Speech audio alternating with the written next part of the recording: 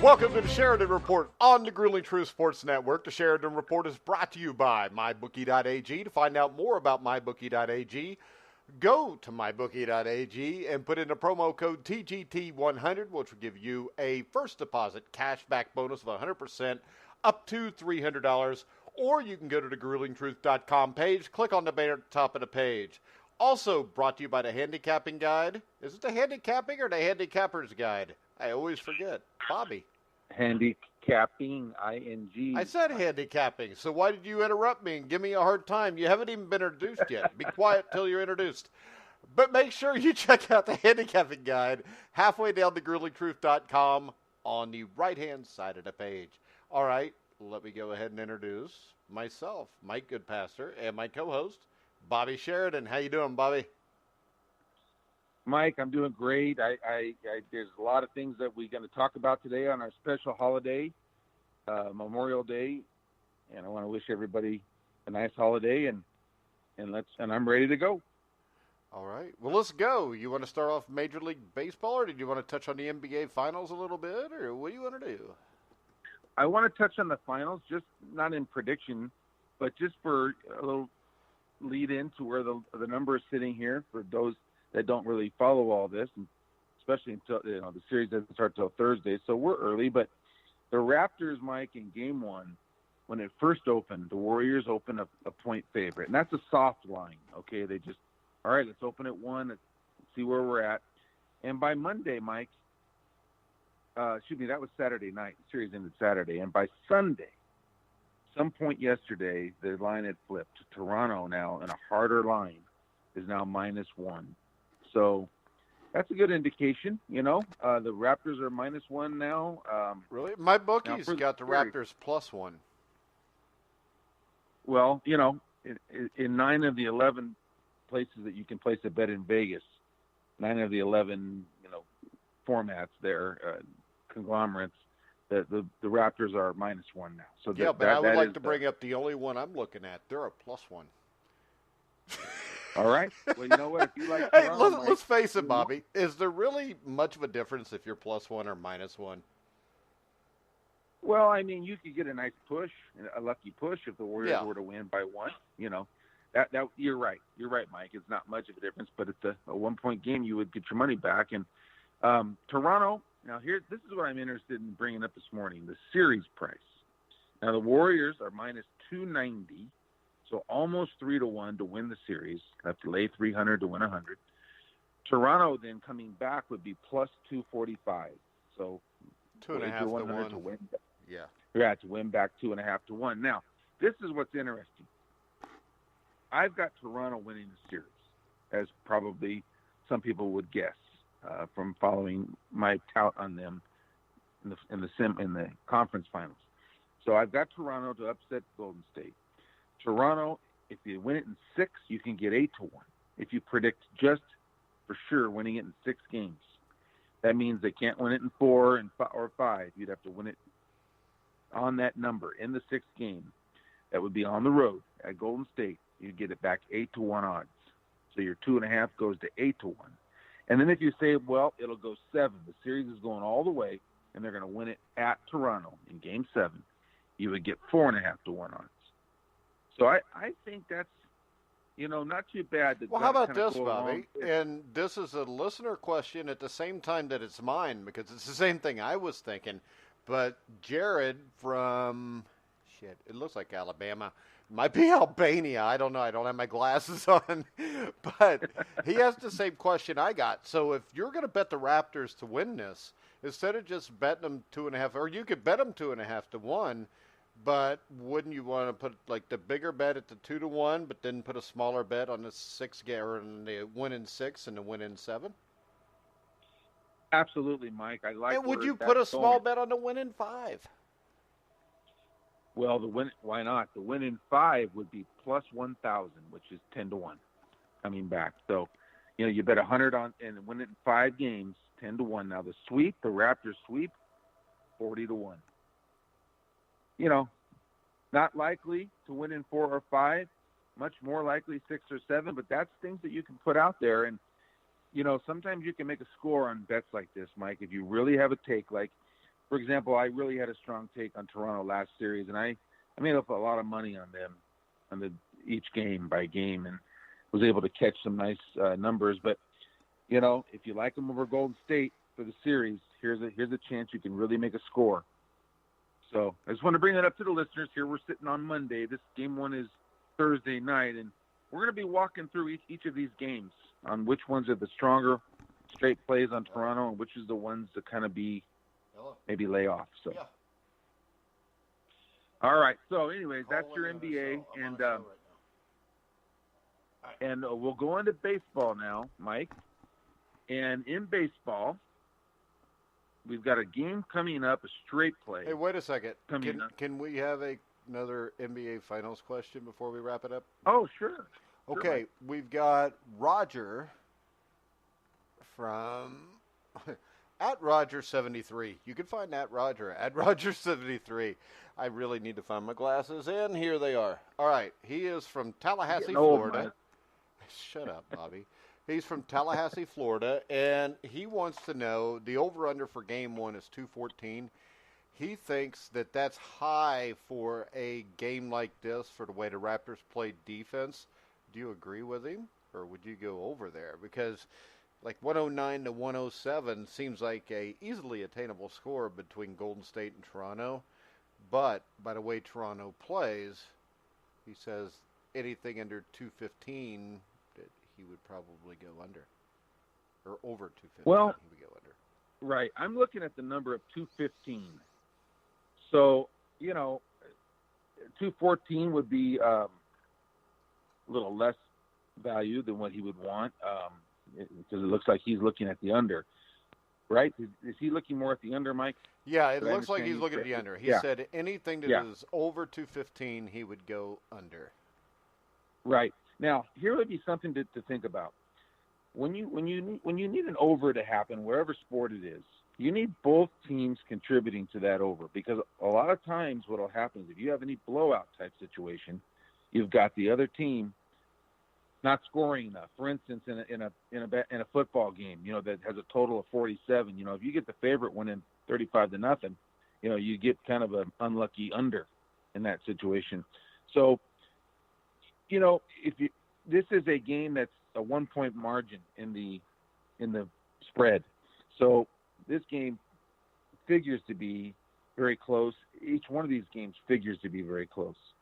So a lot of times in situations like that, I worry about taking the under because you should have both teams scoring, and both teams shoot the three very well. So I think, Las Vegas is setting this number. They're going to see where game one kind of sits and how the. How about this, Bobby? If this was 215 for all 7 games, I think if you bet the over, you would win 5 out of 7. I think maybe you're right, Mike, because we could have a couple overtime games as well. And I think at least 4 out of 7, which puts you on the winning end, anyways. Yeah, 4 out of 7 will put you on the winning end. So I could probably go with that, but it looks like he is thinking, with our Toronto bet, we're going to have to slow them down, and we're going to have to keep them from going crazy. So I see where he's going with that, and that's why I'm a little hesitant. The totals are confusing because it's how the game plays out, and sometimes you are confused with how the game plays out, and so they confuse me a little bit, and I don't bet them often, and that's why but I like to talk about them and kind of analyze. Mike, I think the caller or the listener's question would be more. I think he would probably think that the under in the series, 4 out of 7, or more. I don't know. Great question. I won't be on that. I think it would scare me though to bet the under in game 1. All right, Bobby, you want to go to Major League Baseball? I do, Mike. Let's go to Major League Baseball, and I'm going to pull up those updated lines right now as we speak. Got some good plays going today, Mike. We just had one just go off, and that was the Cubs. And the idea of today is power underdog. And what that would mean for baseball would be you would take in a dog that's throwing a starting pitcher who is considered elite or star status could give you a solid winning start at any time during the year. And these names, Greinke, DeGrom, Hamill, these are all veterans, guys that are elite caliber, their name. You're getting all those guys as dogs today. And the highest dog is the Cubs, and that just went off. Started at 11-10 Pacific, and that's Cole Hamill against Garrett Cole. And I like the Cubs in that game. I like taking power dogs. I like taking great pitchers on the road at an underdog price. You know, they often come up big, and there are many examples of that over the days when you grind out these baseball bets. And so that's the theme of today, would be the power dog, and that's my 3 straight plays. And the D-backs would go at 12 o'clock, 12:10, 3 o'clock Eastern, and then the Mets would go at 5 o'clock, 8 o'clock Eastern. And, you know, Zach Greinke is my top play today on the road at Colorado. And, you know, anybody that follows me on Twitter or has ever heard me in the past is just, I love this guy. He does it all in the field. And, you know, he feels his position as well as anybody. He hits the ball as a hitter, gives you 9 hitters in the lineup. He makes great pitches. He makes adjustments. He gives you a chance to win just about every time out. So you get him as a dog today at Colorado, a team. You know, these are 2 teams that, all right, who's going to come out of the pack and who's going to try to give the Dodgers a race, right? To start the season was kind of more the Padres. And they have stayed sort of fairly strong. You know, they're above 500 and they're playing pretty good. But the D-backs have been a surprise. The Rockies have tried to overcome a really bad start. I think it was 3-11 or 4-12, something like that. So they're playing better. But which of these 2 teams is going to come out of the pack and really maybe give the Dodgers a run? And I think it's the D-backs. And I think they have a good shot in this, really good shot in this game 1 with Greinke over Gray. So I like the D-backs. Now, the Mets game, they're very interesting here. You know, the long ball plays such a role, like the 3-point shot does in basketball. The long ball in baseball, in today's game, kind of the, you know, the home run game, the 98-mile-an-hour strikeout, and the 500-foot home run is what the Major League Baseball game, unfortunately, has come down to many times. And who's going to do that better in this Mets-Dodgers game? Okay? DeGrom with his 98, dominating Cy Young season of last year, who's kind of getting himself in a nice groove now, or will it be the veteran Kershaw? He's 4-0 with 3 ERA, typical Kershaw, with his breaking ball, and they both do not give up the home run. So who gives up the home run tonight? Who gets all the strikeouts? All right, well, the Dodgers have the better offense, the better profile. So DeGrom's facing the better offense. But the Mets do have some power in their lineup. I'm going to give you a stat I got from a guy named Jim Passon on Twitter. He's written a book, and he's a big stat guy. He comes up with great stats all the time. This would be something to watch tonight. This would be something fun to learn about. There's 2 active pitchers, Mike, active right now, that have at least 25 wins. And they have 2 active that have more wins than have HRs allowed.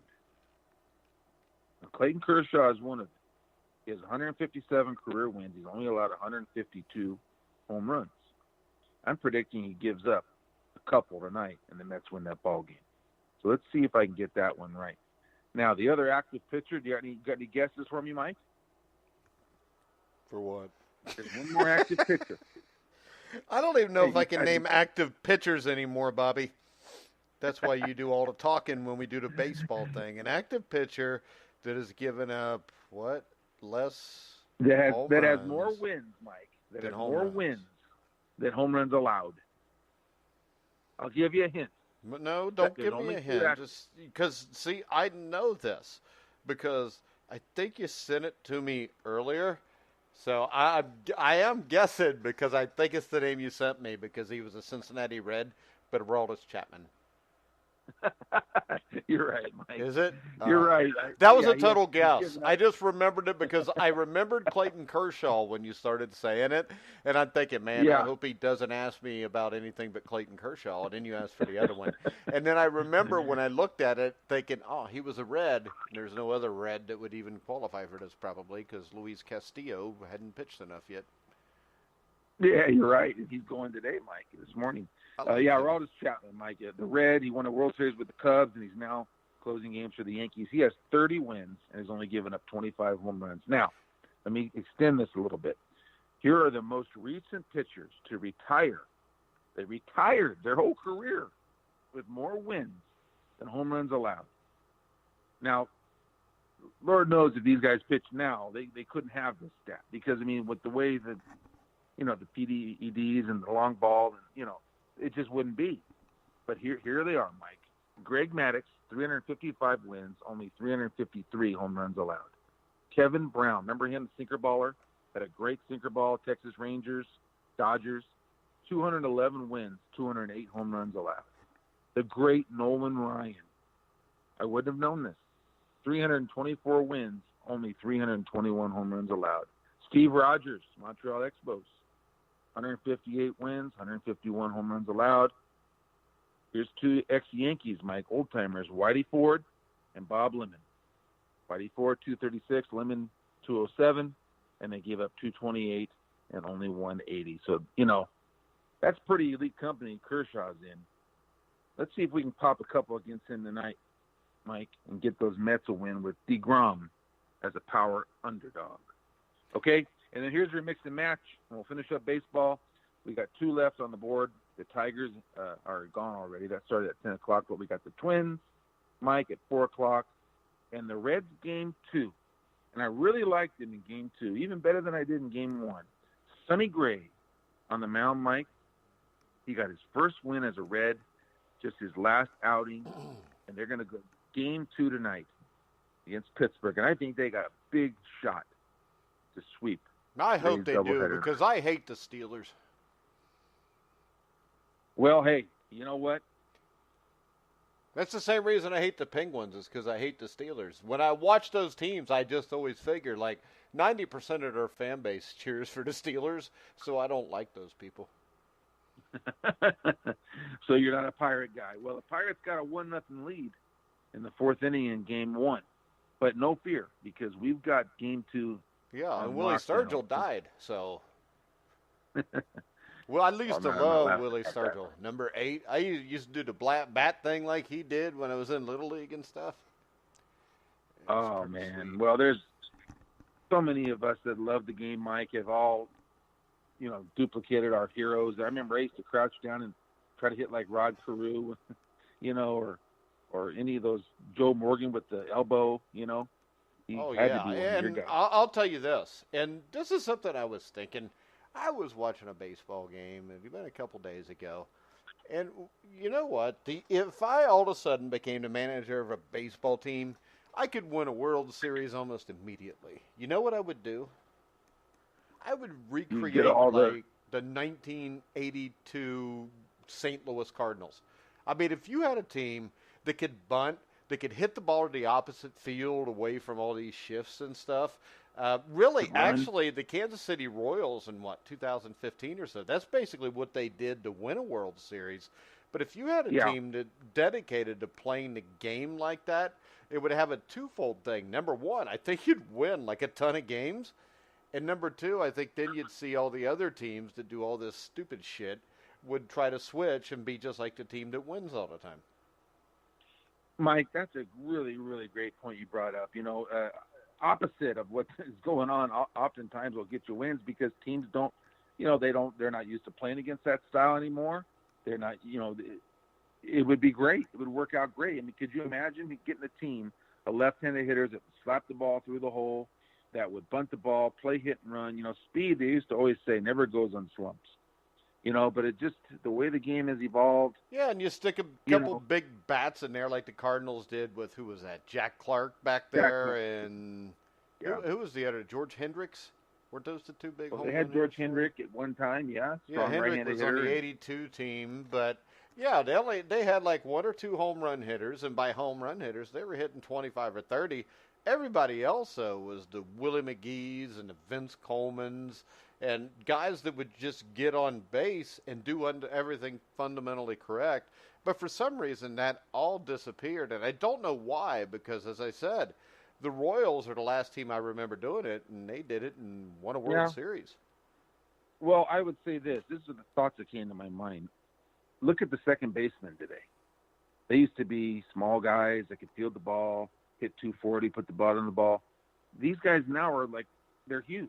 It was the same thing with shortstops and third basemen. These players are all jacked up. 220 pounds, 225. The game has changed with the Peds, Mike. See, I don't think the game has changed because of this. Peds are no Peds. The way to win baseball games is to not strike out. And that's predominantly what people do now. They're trying to hit home runs. It's a home run or they strike out. But the thing is this, if you put the ball in play, you have a chance every time you do that to get on base.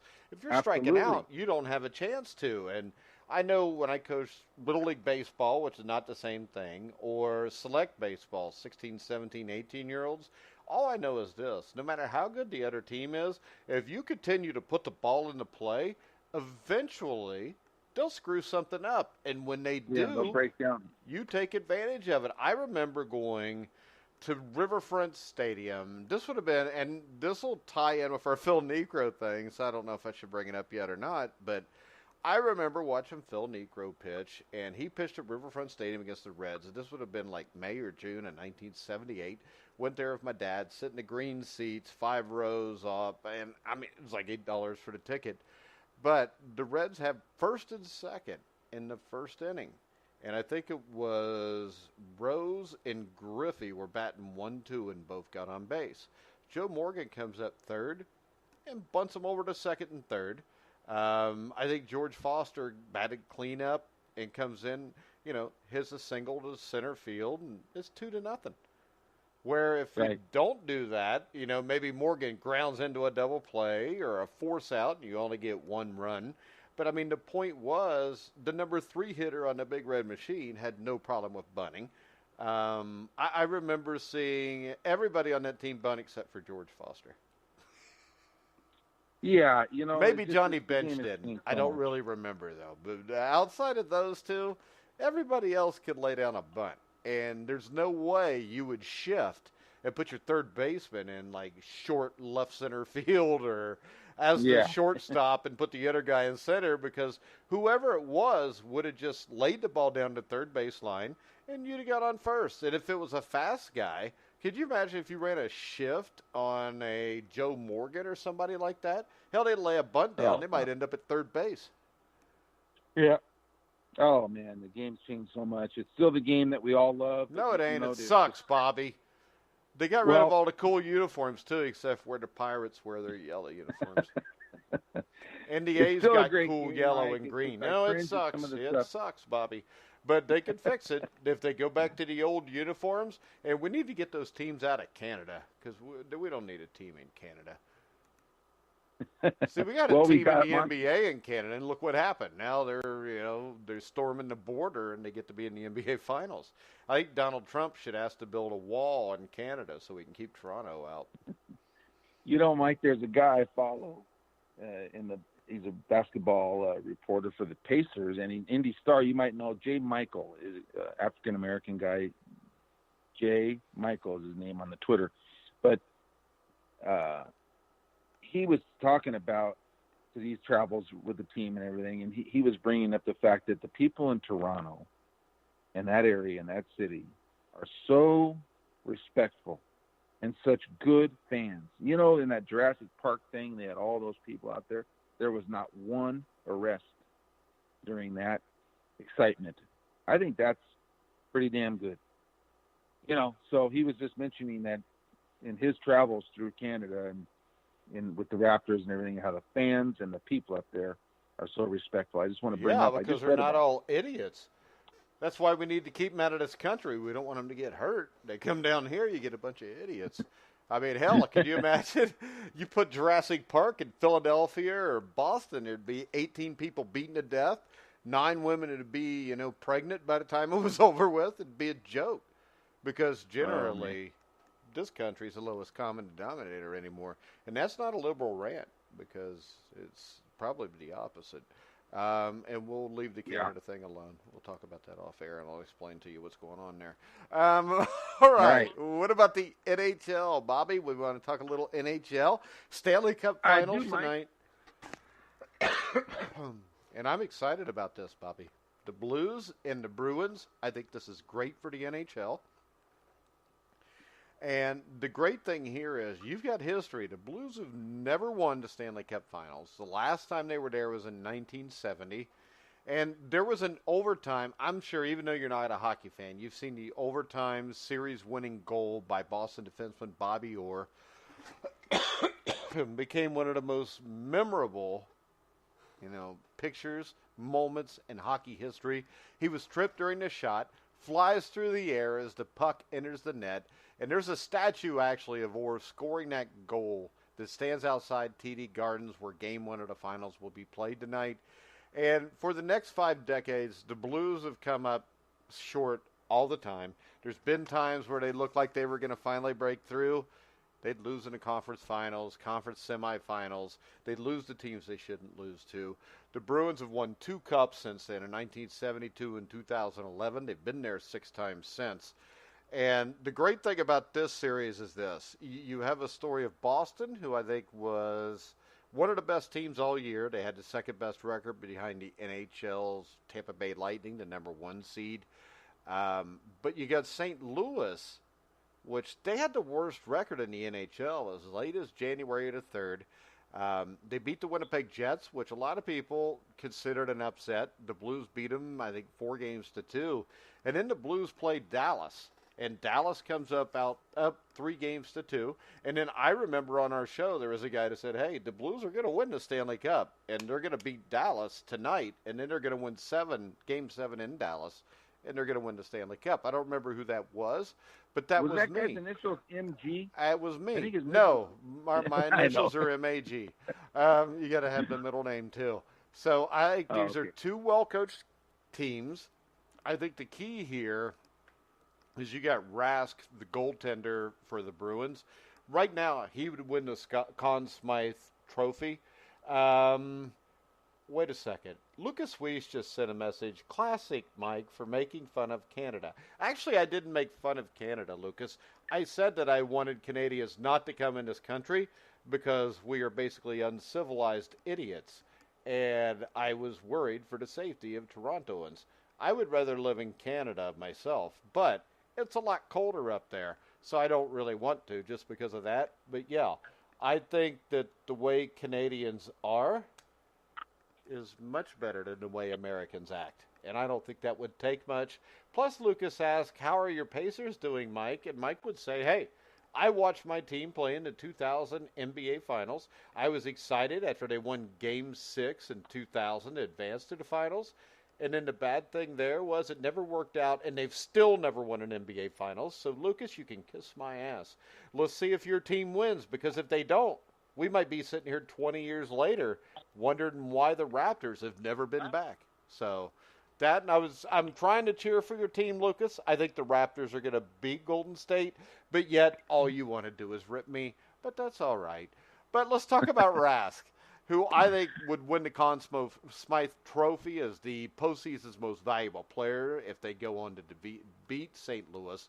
1.84 goals against average, 94, almost a 95% save average. He's 12 wins, 2 shutouts, all league best. But I'm going to go back to what I went when I picked the Blues before. I think the Bruins are maybe the better team. But the thing that really sticks out to me about the Blues, and really both of these teams, is you really don't have any room to operate when you play these 2 teams. These 2 teams are big, they're physical, they'll beat on you. And I think Jordan Bennington will be the difference here. I think that even if they lose the first 2 games, this kid at some point is going to step up, just like he did in the last series. And he's going to make the plays to win this.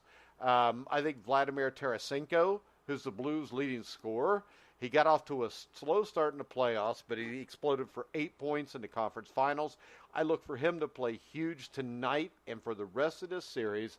And I think that the St. Louis Blues win this series in 6 games. And I think that means you're going to get a split here in Boston. And then you're going to get 2 wins in St. Louis. Boston wins at home. St. Louis puts it away in St. Louis. That's the way I look at it. So if I'm betting this game tonight, I'm going to bet the Blues with the full intention of betting the Blues the first 2 games. I'm going to hit at least one, and don't be surprised if I hit them both. Hey, Mike, I love that. So tonight you got plus 130. This is a Plus 508 start 135 on the MyBookie. All right, and you go to the series price, Mike, and the series price is about the same. I've got it at plus 140. Yeah, and if you're listening out there, I would bet my entire life savings. That's how sure I am. I'm just kidding about that. But if I bet my entire life savings, I wouldn't really. I'd be betting like $150. It wouldn't be that big a deal to me. Now, if you've got like $50,000 or $100,000, you might want to wait. All right. And the Bruins in 6, Mike, you could get 4-1 if you pick just in 6 games, like you said, closing it at home. You would get 4-1 odds. Bruins in 7, or excuse me, Blues. We need to get the Blues. Blues. Well, you see what my hope is. This my hope is that I might lose tonight, but if I do, then all of a sudden that series odds are going to go big time, and there's only been 1 game played. I could still get my split, bet a decent amount of money, and get a lot better odds on this series all of a sudden, and maybe make more money just by losing game 1. Well, that could happen. I know. That's why I said it, Bobby. Damn. All right. St. Louis game 1 then, Mike. Let's keep it simple. Plus 130, 135, right in there at 508 Pacific. Very good, Mike. All right. What do we got on this day? Do we still want to talk about Phil Niekro? Oh, Bill Buckner died. Oh, shoot. That's from Lucas in Canada. Oh, man. What did he die of, Lucas? This is our reporter. Do we just want to go with George Halas, or do we still going to talk, because we kind of talked about the baseball, didn't we? Yeah, we did. I just want to bring it up real quick. Hey, but I wanted to bring up this about Niekro, because the thing I remember about Niekro, other than going to watch him pitch at Riverfront Stadium, was I think his best year is when he was 43 years old. That was on that 82 Braves team that lost in the NLCS to the Cardinals, but wasn't Niekro like 19-3 or 17-4 or something like that year? Yeah, he had a big year that year. Yes, he did. And the On This Day was from 1987, so 5 years later he was a Yankee, just finishing out, getting his last wins and everything else. And I think he was 46 years old or something. He became, on this day, the 3rd pitcher to make his 700th start. He joined Cy Young and Don Sutton as the only 3 pitchers with 700 starts. Wow. All righty. What else we got on this day? And Bill Buckner passed away of dementia. Oh, man. How old was he, Mike? Lucas, how old was he? Well, Lucas, you just want to come on while we do this? From now on, when Lucas has breaking news, you ought to just call in.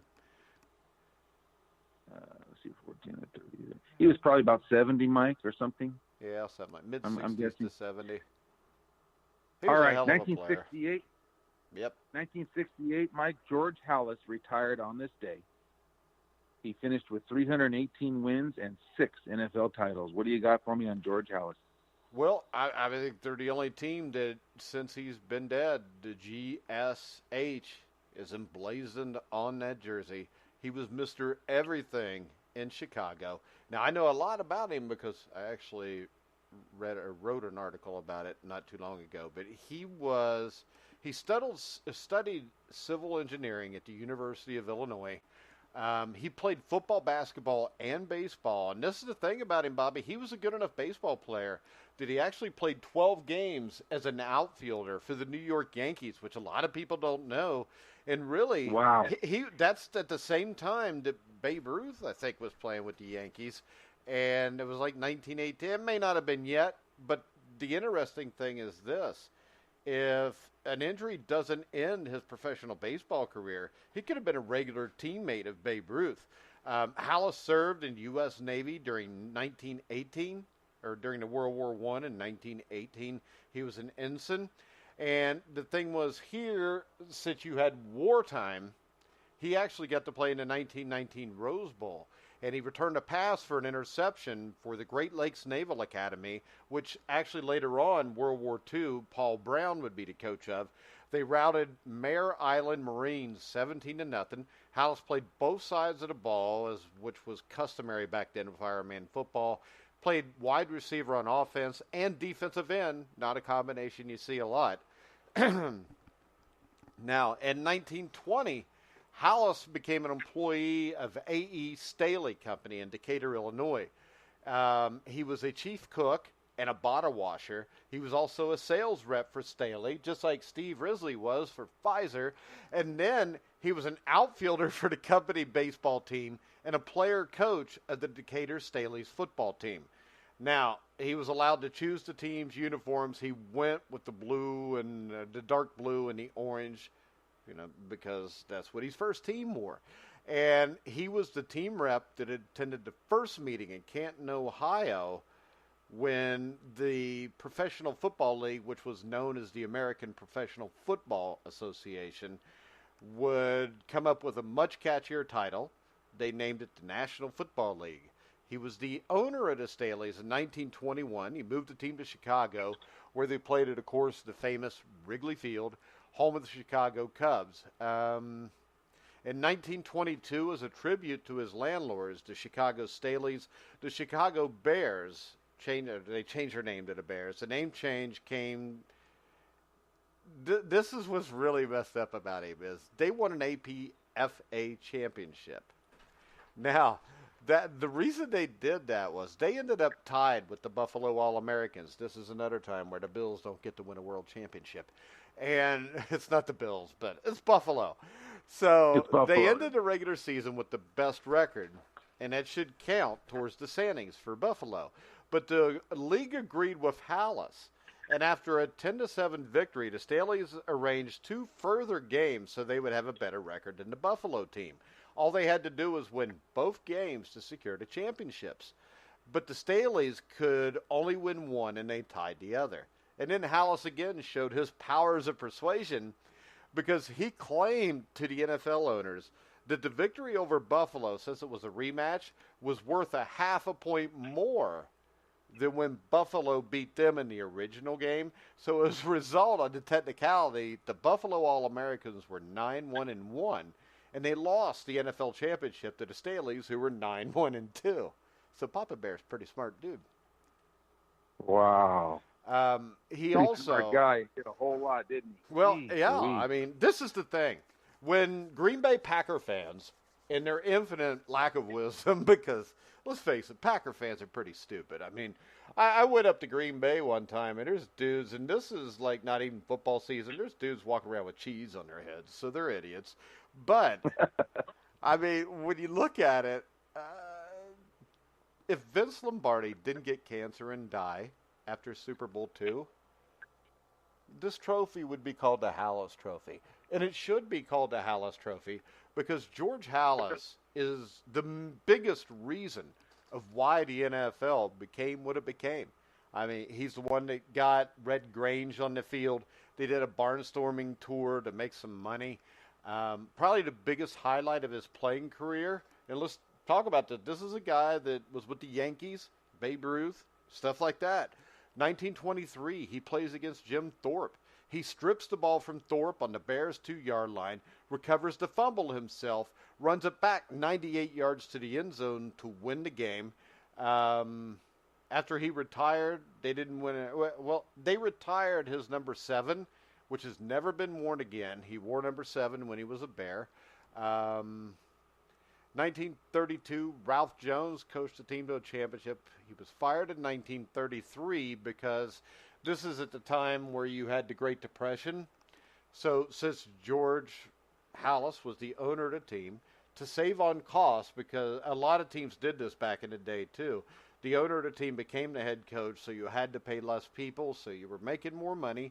And then you get, with Halas in his first year, they reached the 1934 championship game undefeated before losing to the New York Giants in 1940. which means they were upset. It does not mean they choked, Steve and Sam. In 1940, the T formation became in vogue, and the Bears had lost to the Redskins in 1940. Was that 42 or 43? I think it was 43. You had a championship game, or 42. It was 73-0. That year, though, the Bears had lost to Washington in the regular season. They come back and they unveiled the T formation, and this T formation was a little bit different than what we saw before. Clark Shaughnessy, who was a college coach, is the one that really brought the way they ran this offense to the forefront. And what it was is you got a lot of motion, you got a lot of misdirection, mainly misdirection. And most teams back in the day, they were running the ball between the tackles. They were going to pound you and just try to wear you out. With this wing T formation, though, they were all over the place. Their motion and everything. They win the game 73-0, still the biggest beating ever. And the team was still dubbed the Monsters of the Midway. Now, the reason they're the Monsters of the Midway was there used to be a park in Chicago known as the Midway Plaisance, which was featured prominent in the 1893 World's Fair in Chicago, and it became immortalized in the song Bear Down Chicago Bears, which was the first ever NFL fight song. 1942, Halas returned to the U.S. Navy, and the interesting thing here is he served as a captain, and he served under General Admiral Nimitz. So, I mean, this dude did about everything in his life. He returned to the Bears, won the NFL championship in his first season back after World War II. He again retired in 1956. He returned again in 1958, and he won their final championship until, of course, the 1985 Bears in 1963, which was a team predicated on violent defense. Great defensive team. They ended up, I think they intercepted Y.A. Tittle 3 or 4 times in the NFL championship game and beat the Giants 14-10. And you got the iconic picture of Tittle after throwing the last, screw you, Lucas. I would look awesome with the cheese head on my head. But basically you get the iconic picture of Y.A. Tittle on his knees, blood all over him with his head down, just looking basically generally defeated. Which, who played, was it Paul Newman that played? There was a movie called Winning. You remember that? Or Number One. It was called Number One. And at the end of that movie, they used I don't remember who was in it, though, so I'm not going to talk about it. I don't know what the hell I'm talking about there, so I'll just say, I'm done. All right, so Halas finished his coaching career with 324 wins, 152 losses. I mean, his mastery to T formation was but one of his innovations.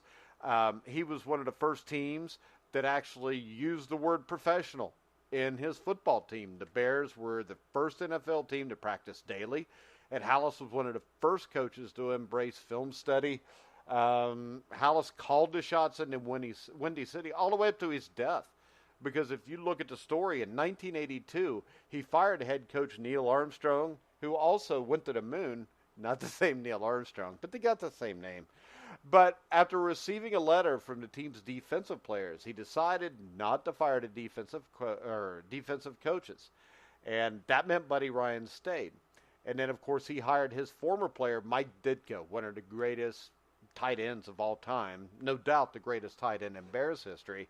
So he dies in 1983 of pancreatic cancer. In 1985, though, with Mike Ditka, who he'd hired, and Buddy Ryan, who he'd kept, they win another Super Bowl. And to this day, they ain't done a damn thing since. Well, they went back and lost to the Colts, right? Yeah, but they didn't win a damn thing since. It's just like if the Raptors lose, they'll have never, done a damn thing. Touché. Well, they better get one, Mike. We're on them this series. Yeah. Hey, so Mike, I think the big thing is this. Lucas is listening in. Lucas, you don't even have to watch the NBA Finals because if you noticed, as soon as me and Bobby changed at 2 games all or 2 games to 1 and said they'd win, they won. So it's a done deal.